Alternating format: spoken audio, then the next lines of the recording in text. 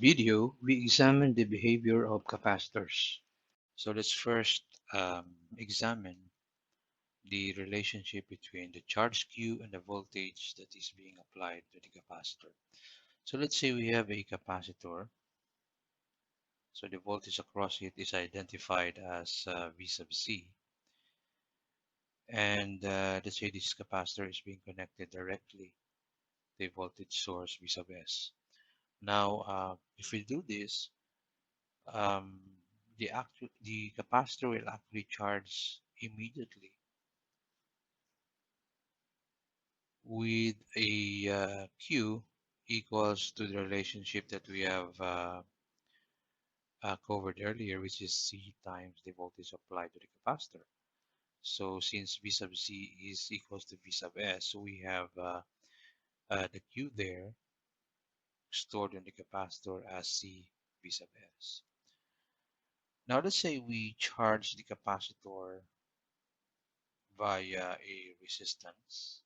So let's say we have a series RC circuit, and the circuit is connected to a voltage source V sub S. Now when we do this, the capacitor will still charge, but this time on a gradual manner. In fact, it will be charging the capacitor in an exponential manner given by this relationship. Um, we'll derive this later if once we go to um, a more detailed examination of RC series circuits. Now let's call this equation 2. The rate of charging, so the capacitor is still being charged, but in, in an exponential manner, and the rate of charging is actually inversely proportional to the resistance that is in series with the capacitor. So meaning that the larger the resistance, the slower the charging of the capacitor will be. Now the rate of charging decreases as the voltage besides the voltage across the capacitor rises until it ceases when the voltage across the capacitor equals the charging voltage. So we can say that once charging stops, um, we say that the capacitor is actually fully charged. Now let's say we differentiate the equation 1. So equation 1 is this one. So let's differentiate both sides with respect to time. So we get this result. So this is a very important relationship that says that the current that is flowing towards the capacitor is actually proportional to the time rate of change of the voltage across the capacitor. Now if we apply this to the series RC circuit, we have an I that is a decaying function that starts at the maximum value V sub S over R, and then as time progresses, this current will actually decay towards a zero value. Now this equation number 3 tells us several things. First, that the current through the capacitor depends how fast the voltage is changing. So the higher the change of the voltage, the higher the current. Now when V sub Z is increasing, the current is actually directed towards the capacitor.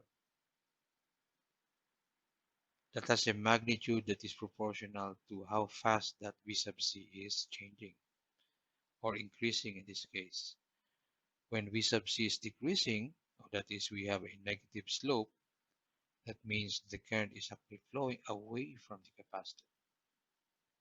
And how fast is the current flowing again depends on the magnitude of dVc dt.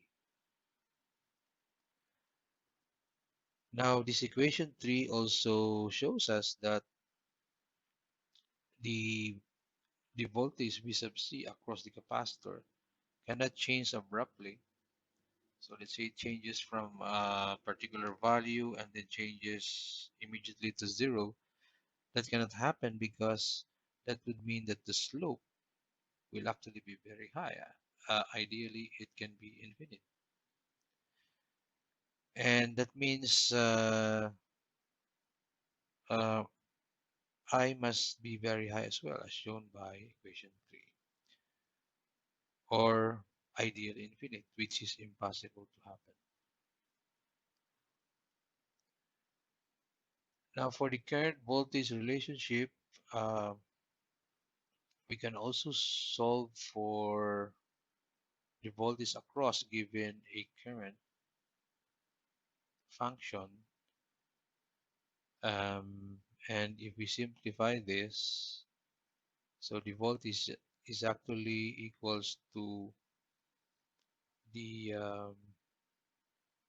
integral of I dt plus an initial value of the capacitor.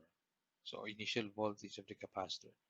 Simplifying this shows us that the voltage across the capacitor is really the voltage due to the change in the accumulated charge plus any initial voltage.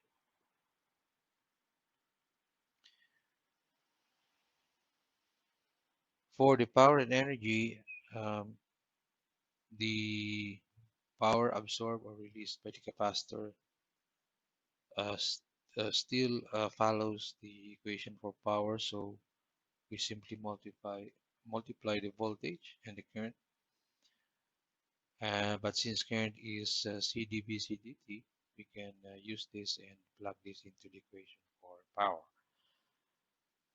The energy absorbed or released by the capacitor can be derived by simply integrating the formula for P dt.